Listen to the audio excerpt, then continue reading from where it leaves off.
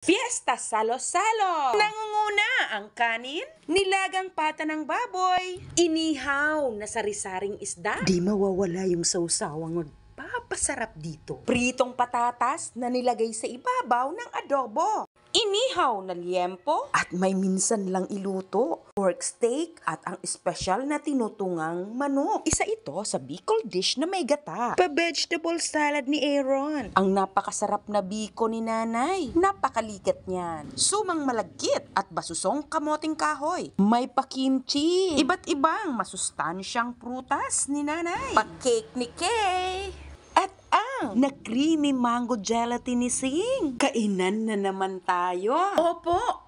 Puro pagkain na naman ang ating nasa harapan ngayon. Ano bang meron? Birthday lang naman ng aking mga kapatid. They are all September babies. Bago tayo magpatuloy, batiin natin sila ng isang maligayang kaarawan. Divine, Daniel, and Aaron. Pati na din si Kim Rhea. Isama na rin natin si Baby Rosal. Batiin na rin natin ang lahat ng ipinanganak ng Setyembre. Walang party or handaan. Simpleng salo-salo lang to. Biglaan lang. Nagluto lang ng aming pagsasalu-saluhan. At Sharon is real. Huling-huli ka, Kim. Charot lang. Lahat kami dyan ay may Sharon. Ang paglalaro at ang simpleng tagay. Salamat sa salo-salo.